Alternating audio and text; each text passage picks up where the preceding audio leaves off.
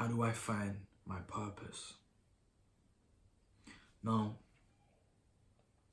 I strongly believe from the depths of my soul, well, I strongly believe as a soul in its depths, right? Because we're a soul living in a human body, not a human body that has a soul. I believe that every single person on this planet came here with an ordained purpose. The universe, source, God, whatever label you want to place upon the Most High, didn't put you here to work a 9 to 5. Let's keep it real right now. You was placed here to fulfill a purpose. You was placed here to do something. You have gifts that you were given at birth, that only you know what your gifts are. Other people might have told you what your gifts are, and you might have, it's reflected back to you. Your gifts often are. The universe is trying to point you in the right direction, but you know what your true gifts are. Me, for example, I have the gift of communication.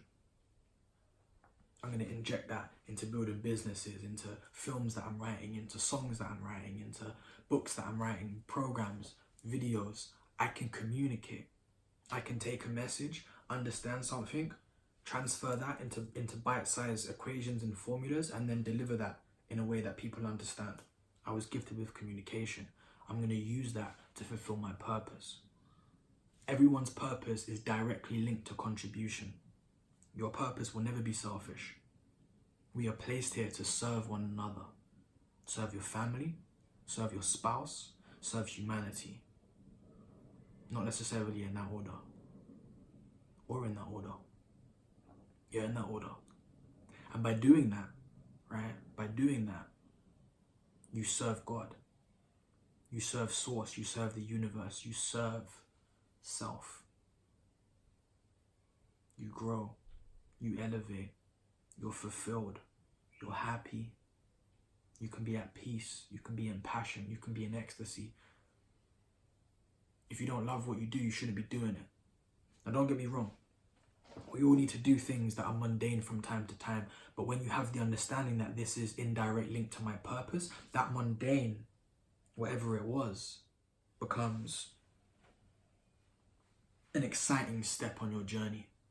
Okay, I've got to do this, but it's leading to this purpose. You have a reason for being. The Japanese call it the ikigai. Google it. Google it. Google it. The ikigai is what you love, what you're good at, what the world needs, and what you can be paid for. When you find the balance of these 4 things, that's your purpose, your meaning for existence, your meaning for being. You have to be able to generate some kind of income from this, because you have to live, you have to survive, you have to provide. Contribution. Or let's say, for example, you're a housewife, or you don't have a job, you're supporting a family unit of someone else that's provides. If you're a housewife and you have a husband, right? You might not be financially making from that, but you're building something together that he can then financially make something from, that he puts into the family, because you work as a unit. There's nothing wrong with that. That's very healthy. Looking after a family unit is just as, if not more important, than building the external business, let's say. Your purpose is joint and alignment together. Like when I when I attract the wife that I see in my mind, I don't want her to be running a business and building an empire, because I'm doing that. I want her to be able to support the house and the home and the family and the children. I'm still going to inject a lot into that too, and I still need her help and support in everything that I'm doing, but we're going to work as a partnership together. This togetherness is very important. So don't ever look at your purpose defined by today's current reality in the Western world, or wherever you are in this world. Of I need a job, I need this, I need that. Focus on what makes you happy and what you love and what can build you and what you're passionate about, and then find someone and you work together and you build it, and your purposes are flowing in alignment. There is that person for you on this planet, but you've got to do some internal work to get there. But going back to your purpose, what you came here to do. Your purpose lies within you. You have the answers. There's just this mist, this cloud. We're trying to conform. We grow in schools that teach you these are the set careers that you have. They teach you to be employees, not employers. They teach you to be a worker. They don't teach you to build. They don't teach you to create. When you're there using your imagination, which is the highest faculty there is, you use your imagination to build the right thought, the right neural pathways, the right belief systems in your imagination to access the vibration of the things that you're imagining, to then let that vibration out to the universe, to then attract that into your reality. You need your imagination. But in school, when you're sitting there, what you taught, you're daydreaming, pay attention, focus, and you start to lose your imagination. Your imagination is what I call a non-physical muscle. You need to work out your non-physical muscles. If you don't, they get weaker. You work them out, they get stronger. What are your non-physical muscles? Integrity, imagination, willpower, focus, discipline, determination. And when you start to strengthen, there's loads, right? But I'm just naming a few. When you start to strengthen these, you cultivate the right being that you need to become to facilitate and execute your purpose. Execute in the sense of execution of action, not purpose. But if you don't exercise these non-physical muscles, every time you say to yourself, I'm going to do this, I'm going to get up at 6 every day, and then you don't, your integrity non-physical muscle gets weaker and weaker and weaker. Now, I understand why people struggle to stick to actions. It comes to rewiring the subconscious brain. This is exactly what I do when I teach people in my coaching sessions or at my live events that I'm going to be doing. Excitement, I'm going to talk about that in a minute. So I understand that it's hard to do these actions, right? But it's only hard because you don't understand how your mind works. You don't understand how to take something from the conscious, transmute it into the subconscious, rewire that programming and move forward. And it always is easier when you're working with someone else. I'm not here to do anything for anyone. I'm here to teach you how to tap into your own internal power and get the answers from yourself. So don't think I'm trying to sit here and be like I'm anyone's guru. Whenever I have coaching sessions with people, I let them know straight away. I'm here to help you tap into the powers that lie within yourself, to get the answers that are within you, to tap into your power and your potential. I'm a guide. I'm a crutch. I'm here to support you. Are your legs broken till you don't need that anymore? I'm here to give you the map to go in the direction you need to go in. But you got to do the work. You got to go inside yourself. You got to tap into yourself. So I don't take the credit for anyone's achievement at all. It's not because of me. It's because of them. I'm just here to do my purpose and communicate these concepts to you in the best way that I can. So this is what I do, you know? And I'm passionate about it. I'm passionate about it. I want to help every single person on the planet fulfill their purpose and achieve what they want to achieve. Through books, videos, programs, films, TV. My purpose. I'm very aligned with my purpose, and I will not let anything or anyone distract me or throw me off. I have in the past. I've let distractions take me off course from my purpose. No more. I'm so in aligned with my purpose. It's a burning desire in my heart. And we're going to talk about desire. I'm going to do a video about desire. Was Buddha wrong about desire? But I have this burning to fulfill my purpose.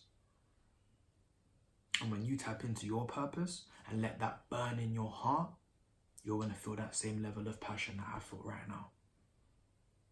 And that is the key to fulfillment and happiness. That is how you find your purpose. Tapping into yourself, looking at what the world really needs, looking at what you love, looking at what you're good at, your gifts, and then how you can be compensated for that. There's a lot more to it, you know. If you want me to help you in a coaching session, email me, charlesmillion@charlesmillion.com. I'm going to put out loads of books and programs and do loads of videos and give out loads of free material also. So, you know, and there's loads of things you can discover about your purpose out there. You just got to start looking for the answers. You got to meditate and go within and receive the answers. Education comes from the Latin word educo, which means to draw from within. Almost like drawing your sword. It doesn't mean go without and study loads of books and find your purpose. Follow a system. It means to draw from within. Don't get me wrong. Read books. Educate yourself. The more education you have, the more you're going to sharpen your skills and your tools that you can utilize to fulfill your purpose. But always go within to get the answers. The reason that you know what I'm saying has truth to it is because you can feel it. It resonates with your soul. This is how you know something to be true. You're going within right now. You're looking at that and you're examining it. Yeah, he's making sense. But it's not just a logical, intellectual comprehension. It's an emotional integration. I always speak about this in my sessions. There's a difference between intellectual comprehension and emotional integration. You can intellectually comprehend something all you want. If you don't learn to emotionally integrate that into your being, you can never shift the subconscious to rewire your behavior. So, if you want to book a one-on-one coaching session with myself, email me, charlesmillion@charlesmillion.com, or come down to one of my live events. I'm excited. The first one, 7th of April, right? West London. If you can't physically get down there, stream it online. It's going to be powerful. Ticket link is in the description. If it's after the 7th of April and you're seeing this, go on my website, charlesmillion.co.uk. There will be loads of seminars that I'm going to be doing. I'm going to keep this as a consistent thing. Now, today's tip. Whatever you're doing right now, look at that as a temporary step that you're doing to sustain yourself while you're on your way to fulfill your purpose.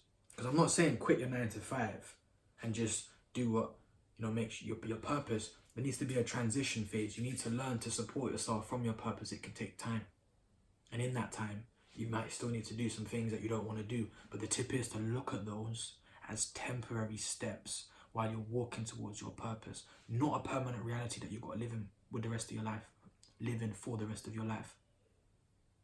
That's the tip. The exercise, write down everything that you love to do. Everything. Don't limit yourself and be like, what do I like to do in the business world? What job do I like? No, right? It can be reading books. You can be drawing pictures. It can be cooking food. You can be looking at birds in the sky. Just saw a bird fly by. It could be whatever you want it to be. What do you love? Write out a long list. Everything you can think of. Spend time. This is your purpose we're talking about. You need to invest some time into processing this. Drawing the answers from within. Educo, education. You need to educate yourself to fulfill your purpose, right? So what do you love? Next thing, what are you good at?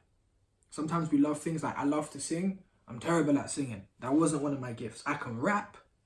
When you hear my music, right, I got some bars for you. But I can't sing. I can't draw. So I might enjoy these things. Like, I love singing. The way I sing in the shower, I feel sorry for my neighbors. But I'm not good at it. I might train myself to sing a little bit on my rap, but that's not my thing, right? I'm not good at it. So that gets left to the side. Write down what you're good at next. Everything you're good at. It can be things that you don't love, but write down what you're good at as a separate. Look at it as a separate task, because it's when you find the accumulation of these 4. So don't just look at what you love and then look at what you're good at that you love. Look at what you're good at, even if you don't love it. Because there might be a component of that links in to the mixture we're cooking here. We're chucking in different ingredients. Salt bay, all of that. Pink Himalayan, if you know, you know. Right? The next thing that you need to do is look at what the world needs. How does it contribute to the planet? All of your purpose, like I said earlier, is linked to contribution. When you're contributing to others, when you're contributing to the greater good of humanity, you feel good. Contribution.